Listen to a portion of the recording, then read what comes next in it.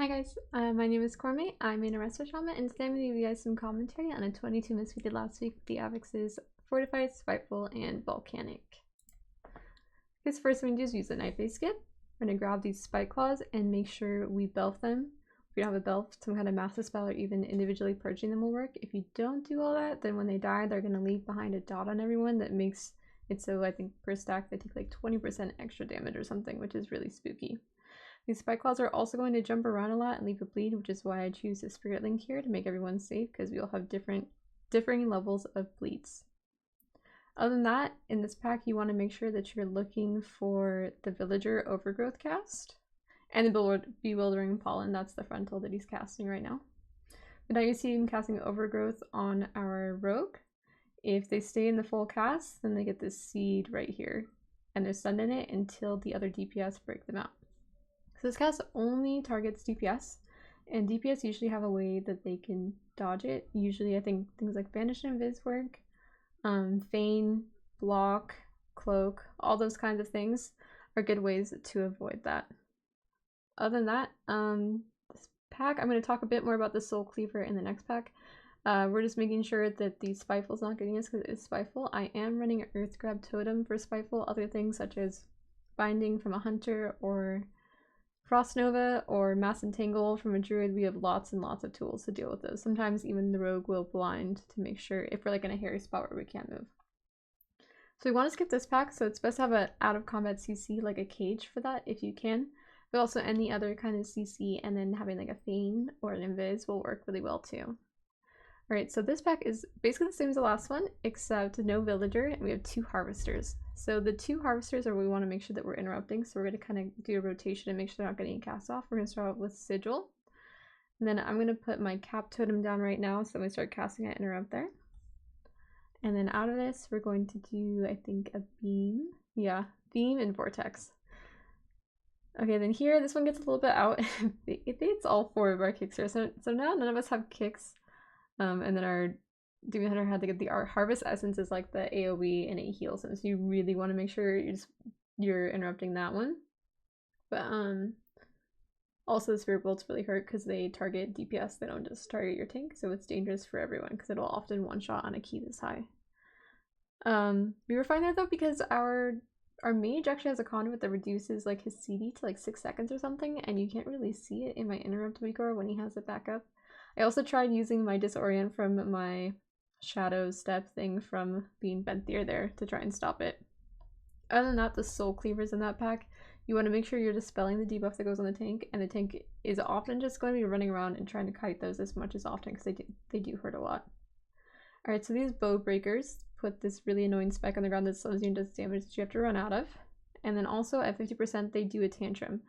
The normal strat for these is to push one at a time, push one, heal through it, and then push the other and heal through it, and then kill them, and then go into the Pride, and then go to the boss. What we like to do instead is we're going to push them both at the exact time, and then outrange the Tantrum. The range of the Tantrum is around 50 yards, so you're going to have to be far enough that like not even like a Boomkin or a Hunter is going to be able to do any damage while they're doing their Furious Thrash. However, we think this is worth it because it allows me to save all of my healing CDs for Pride.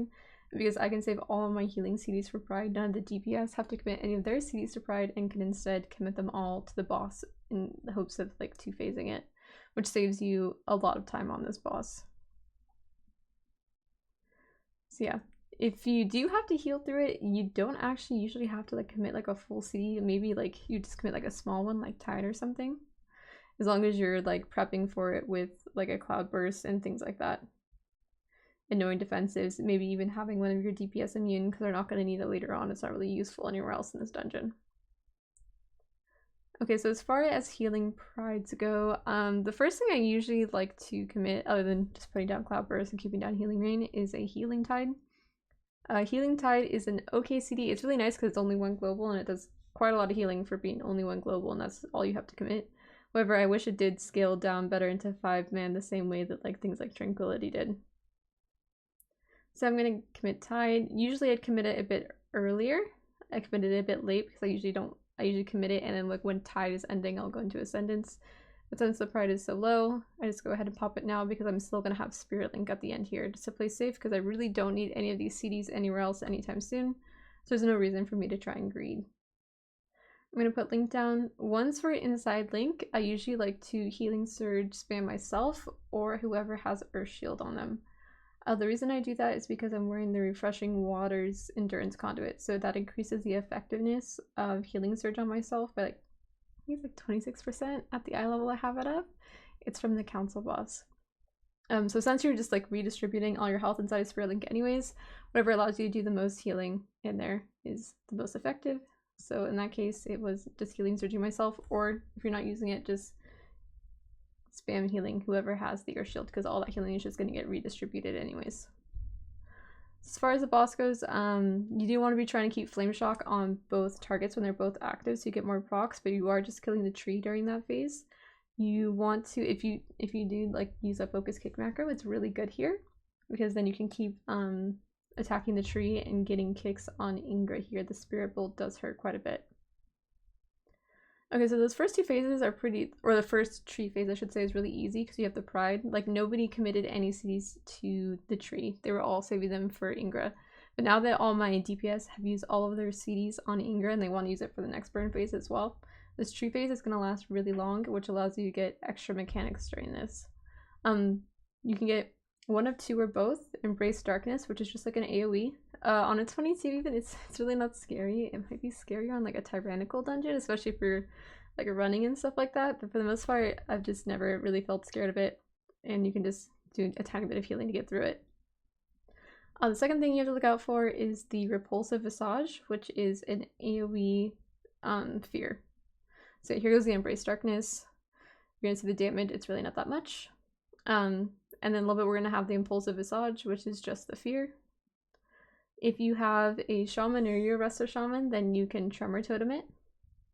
And then it's really not that bad. If you don't have a Tremor Totem, it gets a little bit spookier because you could get ran through circles, as you saw there. Like, we pushed the tree right as the fear was going out, but if you hadn't pushed the tree and the circles were going out while the fear was going out, that gets pretty scary. I haven't experienced that yet though, because I've been playing a Shaman, thankfully.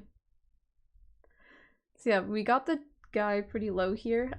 He is going to switch back phases, but we're actually just going to keep targeting him because even though he's taking less damage, he still has less, it's still less effective DPS we have to do to just target him. This can be a little sketchy though if he is a lot higher and you decide to do this and this phase goes on really, really long, but luckily we're pretty close to already pushing him, so it's not going to happen for that often, or that long I should say. Okay, after this is when we're going to go start the maze. So if you don't know how to do the maze, I do have a video explaining the maze that I made back in beta.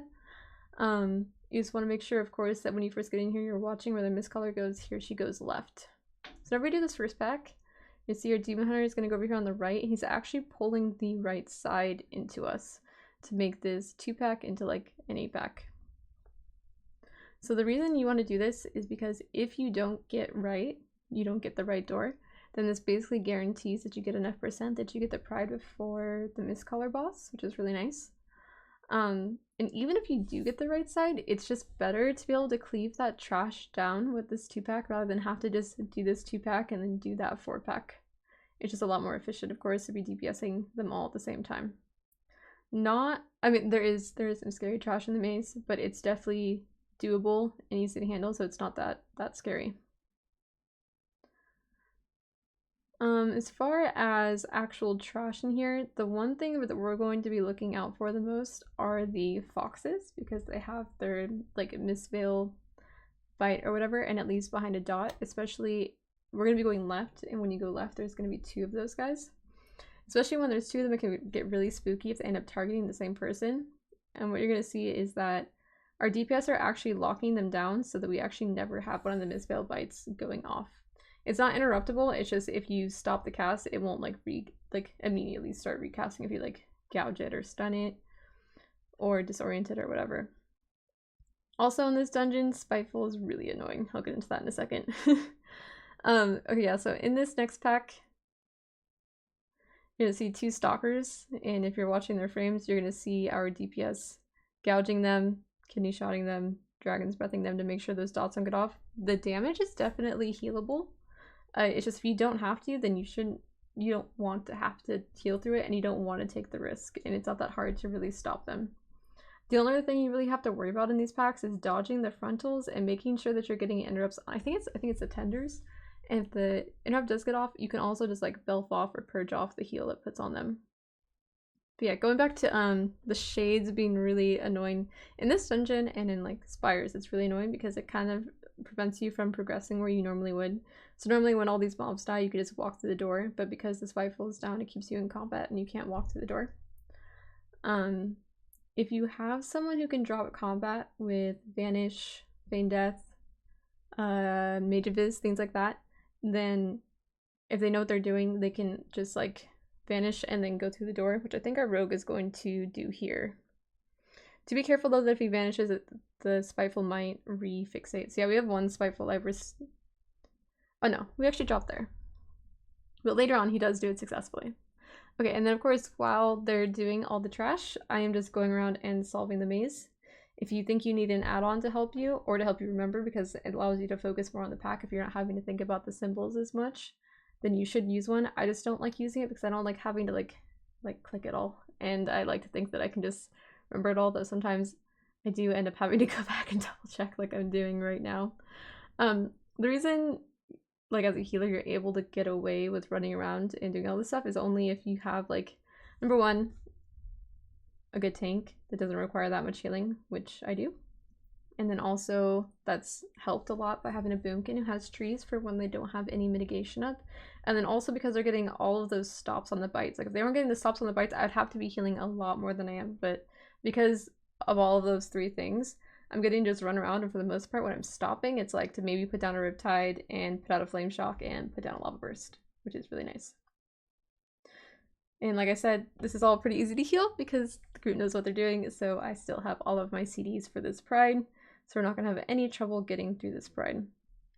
So I'm going to kind of skip a little bit of this because I've already gone over how to heal pride in this dungeon. And then when we go to the next pack, we're actually going to commit our lust. So the reason we commit our... Well, it's nice to have lust and pride at the same time because they work off each other, but also it's really nice to lust early because it gives you more wiggle room on when you can go to the last boss.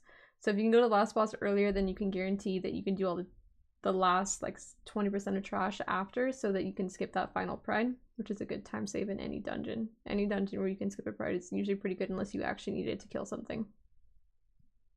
So this pack dies really, really fast. We have lust on CD. You can also just save it from Mistcaller to be safe. That's what most people would save their lust for. And then you're usually always going to have pride there too, which is why it's safe. So depending on what route you get, you always have a chance to get one of these like single target mobs, which are always a downer because they're kind of a waste of time. There's 3 of them. The worst one is the dragon, I would say. Second worst is the frog, and I would say this one is definitely the easiest. This is actually, I think, the first time I've seen this one.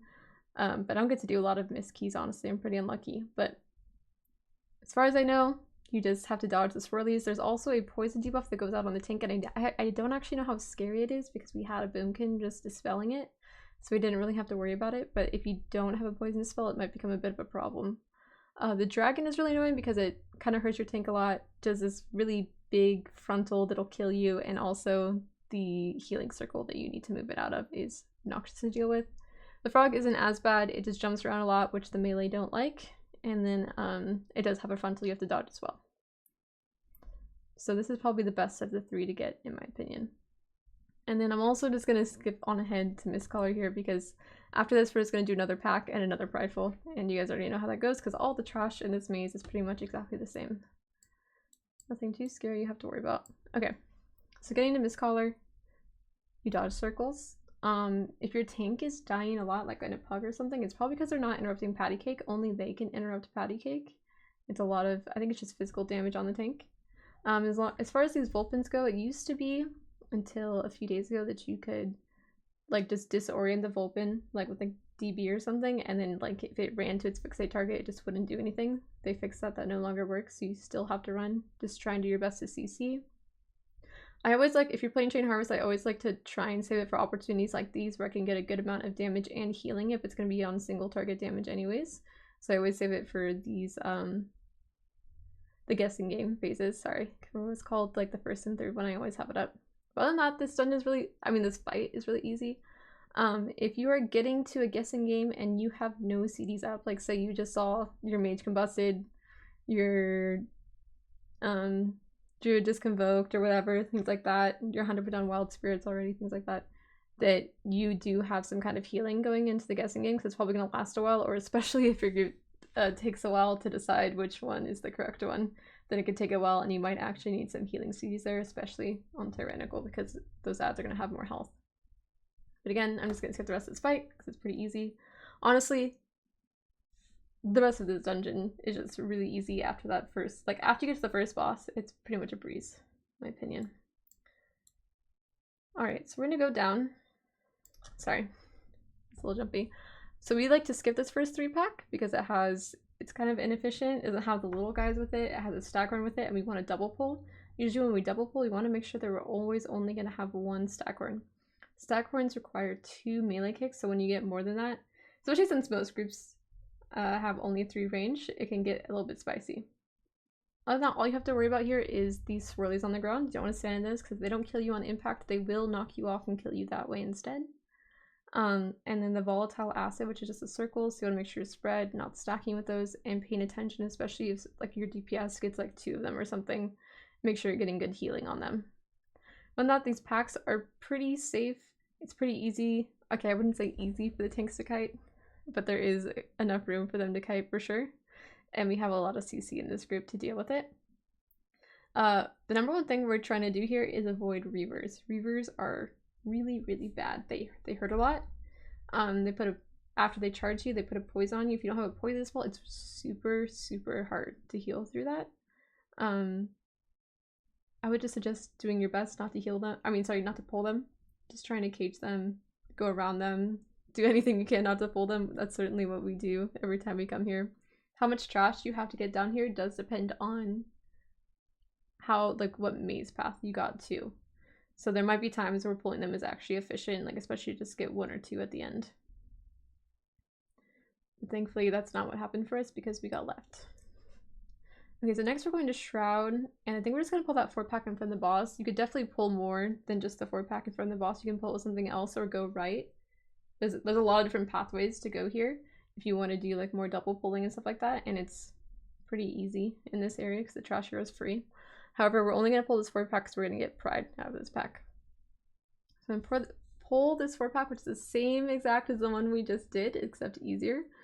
And then we're going to do Pride. So I'm just going to go ahead and skip that again because you guys already know what that's going to look like. Okay, so after we finish this Pride, we're going to pull the pack that is like behind, not behind Tred'ova, but past Tred'ova, in that kind of behind area, and we're going to pull it onto Tred'ova. That's because we're going to have Lust and Pride here, and it's a really good time save, especially since the beginning of the boss is not scary at all. So the Rogue and the Demon Hunter are going to focus on getting these Stackhorn kicks, while myself and the Mage are going to focus on the boss kicks. So I think we decided he was going to get Parasite and I was going to get Consumption. Because he's combusting, there's a lot going on. I think he actually just ends up blocking the Parasite, which is fine. Yeah, he just blocks. Totally fine because it was on him, then he missed the kick. And you can see all of the trash is already dead. So watching the Mind Link, you're going to see our Rogue, before the Mind Link even went out, he immediately started moving. Minimizing the amount of damage you have to take on those Mind Links, or just being able to just have the one person who got it move so the other 3 people don't have to move is really, really nice. You see here that our Mage pre-blinked it, so we didn't even get the lines. It's probably like the easiest way to make this fight simpler on you as the healer is to have your DPS just be paying attention to if they're getting targeted, or yourself also, like if someone else is getting targeted, making sure you're getting away. It's a lot of damage and it ramps up really fast. It makes it really hard to catch up because you're spread out and like a lot of the abilities come out back to back. If your DPS can be proactive that way. Also, there's green stuff that's like hidden under the floor here, so be careful when that happens to you. Of course, though, now it's gone because we got the new one. As far as doing the acid expulsion, you want to try and make sure that you're moving as little as possible for your own like little predictive circles. That way, when you get overlaps, because there's gonna be overlaps where you get ads and everybody ends up running in melee to bring their ads in, and you guys are all getting acid expulsion at the same time, and the less like far they are, the less like you like gob jump away, or your mage like blinks when he gets it, or like you you get like less disengages or whatever, so that they stay kind of tight, it's going to be easier for your DPS to be able to dodge if you guys are next to each other. But for the most part, for most of the phases, we're all like really spread out because of the acid expulsion and because of the mind link. Again, it does make it hard to heal because like right now the mage isn't in range of me. If that mind link had lasted longer, it would start to become a problem. Okay, so here, this is what I'm talking about, where we have a bunch of people have ads on them. They all came into melee, and all of their circles are there, and we did have one fatality. But thankfully only one, and that was the first one in this dungeon, so it's not that big of a deal. Those ads do hurt. Don't try and just like go out on the outside and run around and kite them. They're really fast. Of course, you can earthbind them and earth grab them, which you'll see me doing later on when I don't think we need to kill them. But early on, I think you should always be bringing them into the melee and trying to get them cleaved down so you don't have to deal with them anymore. It just makes the fight a lot less hectic. There's already enough going on in this fight without having ads up all the time. Okay, so these ones, I kind of DPS them and then I realized the boss was really low. I think I'm just going to CC them out here if I remember. Yeah, I'm going to just earth grab them. And then they'll stay there because the boss is almost dead. Doesn't matter that it only lasts 20 seconds because the boss is dead. Okay, so like I said, we did the boss first to make sure that we skipped the final pride. So we only have to do 2 packs here. Timer is a little bit tight for 2 packs. I'm not exactly sure why we're so tight on time. So when you're back here doing these packs, you want to make sure you're never jumping. You want to make sure your mage isn't jumping in their combust and your hunter, who just jumps all the time, isn't jumping, because the reavers, you can see them across the screen, the path there only pull if you jump. Other than that, I'm pretty sure you can basically stand anywhere in this back area and be completely fine. This is also the first time I popped Earth Ellie. I usually like to hold on to Earth Ellie for a really long time because Earth Ellie kind of saves a lot of pulls. Like if your tank is about to die, or if your tank just randomly dies to something you didn't expect, because trees are usually being used on CD. It's really nice to have Earth Ellie. But it's also really good damage, so if you're really confident, you should be using it more often than I do for the extra damage. So we're going to finish this, and then we have one more pull to do. I think both these pulls are a little bit too big for us to consider double pulling. I also don't really know what our CDs look like because I had Omni CD turned off because it was lagging me in raid right before this.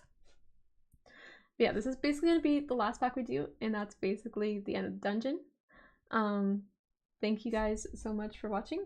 I really appreciate it. I hope that you guys learned something from this, and please feel free to come by my stream and ask me more questions, and I'm going to try and do some more commentary on some harder dungeons. This is definitely one of the easier dungeons to heal. It's just a little bit mechanical and pretty much it's really free. Yeah, thank you guys.